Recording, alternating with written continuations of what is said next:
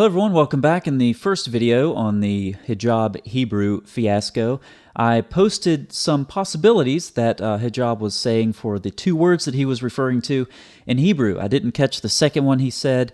Can't really find any references to it in the Hebrew Bible, and he wasn't specific enough. I was a bit too generous, perhaps, in my speculation that he was referring to an Aramaic form and just got the two confused. We have a Muslim who wants to defend Hijab, at least wants to propose a possible defense, and so we're just going to take a look at that comment, and we'll find out that we have one Muslim who doesn't know Hebrew trying to defend another Muslim who doesn't know Hebrew. So let's take a look at what we have real quick. All right, so this person references a particular passage, which I have loaded up right here, Haggai 2:5, and he says, this is probably what, so he states it modestly, that's good, this is probably what Hijab meant, because the majority is variation of ruah. Okay, and then he comes down here and he says, Hijab said there are two words for spirit in Hebrew, ruh and ruach. All right, now, let's see if this claim actually holds water. This is what I want to look into, because again, you have Muslims who don't know Hebrew defending Hijab, who doesn't know Hebrew. So this is the passage that is referenced, and this is the particular word that's referenced right here. So let's jump out of Bible Hub here and all of the transliterations and actually into the Hebrew text. So here I have both of these forms pulled up. This is the one that David Wood referenced in Genesis chapter 1, and you can see we're just going to leave this conjunction out of the discussion. Okay, it's not relevant. We can talk about this just fine without it, so it'll simplify things a bit. We have ruach, okay? That's the form here. Notice this horizontal pen stroke. This is an A-class vowel, one of the A-class vowels, okay? It's called a pathic. Here we have, again, to leave the conjunction out of the discussion, we have ruhi, okay? There is no A-class vowel right here. So when our friend commented, we'll go back to the comment, ruch and ruach, okay? Those are the two forms that he's referring to. So let's jump again back to the text. You have ruach, and then you have ruch with the sufformative here, the pronominal suffix, the 1cs pronominal suffix. So the question is, are these two different Hebrew words, or are they one Hebrew word? And to be more specific, we'll use the technical term lemma. Are these two lemmas or one? In other words, when you look this up in a lexicon, does it occur in two different entries, or do these words occur in one entry under different forms? All right, so let's dive into how this actually works in Hebrew morphology. Here I have for you, if you'll excuse my messy handwriting, these two forms, once again, without the conjunction. Again, it simplifies the discussion. So here we have ruach, and here we have ruhi. Now, this is that pesky little furtive pathic that I was telling you about. Before I called it a pathic, but in this particular morphology, it's called a furtive pathic. So normally in Hebrew, you pronounce the consonant and then the vowel, but sometimes you pronounce the vowel and then the consonant, and that's the case here. That's why it's ruach, not rucha, because the vowel comes before the consonant. Now, this occurs when some consonants, like this guy, occur at the end of the word. That's very important. This occurs, the furtive pathic, when some consonants, like our one on the screen here, occur at the end of the word, okay? So when this consonant occurs at the end of the word, you may want to look for this pathic, which is a furtive pathic in this morphology, okay? And over here, we have our other form from the passage in Haggai, okay? Now, if you isolate these, this is what our commenter is talking about. If you isolate these, actually I don't need to do it on that side, then you have ruch and ruach.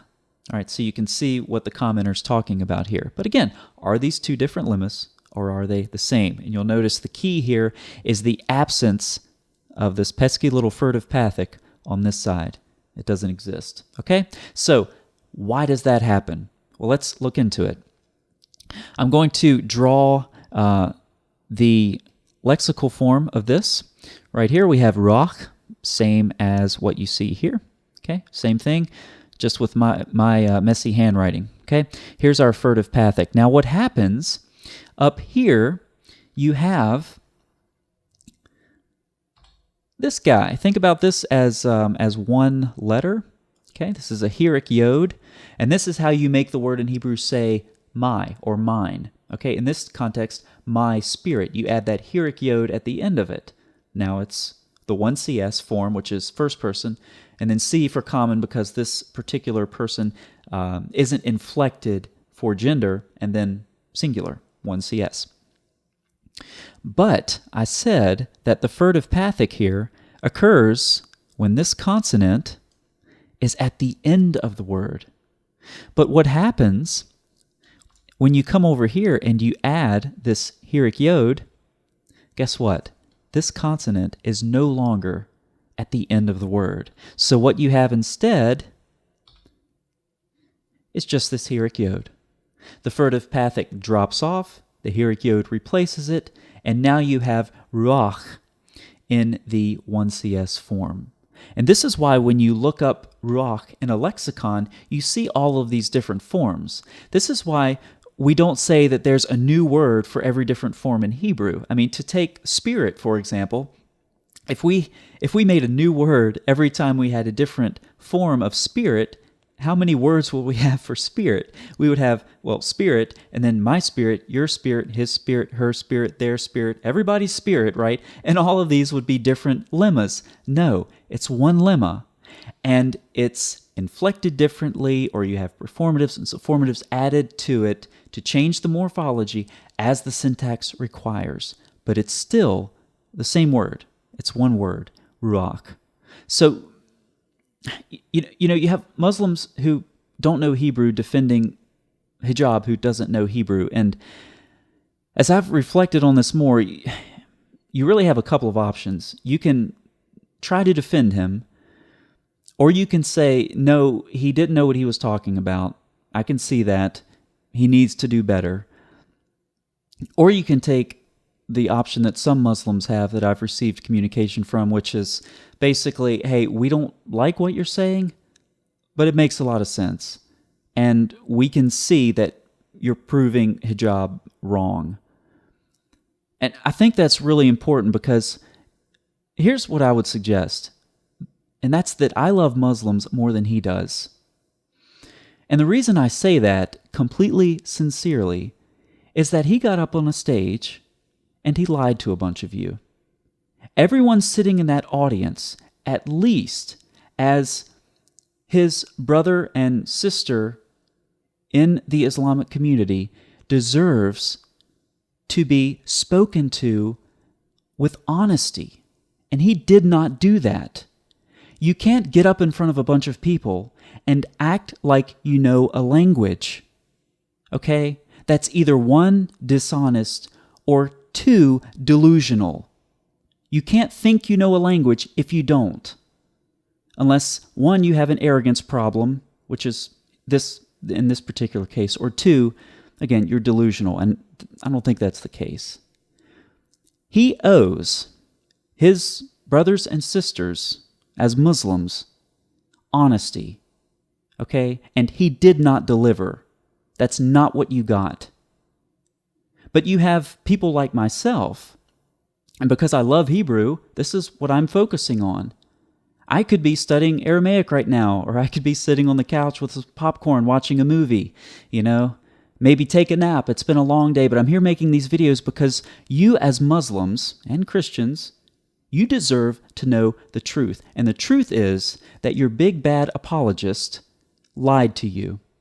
And he lied to you to get a couple of cheap claps, to get a couple of cheap laughs.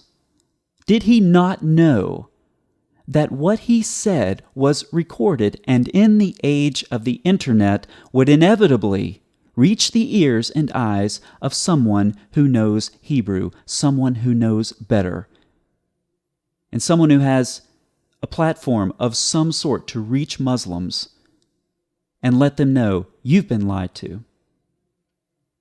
And I really appreciate the Muslims who have contacted me and said, hey, I'm not going to jump ship now, but what you're saying makes a lot of sense, and I have to admit that he didn't know what he was talking about.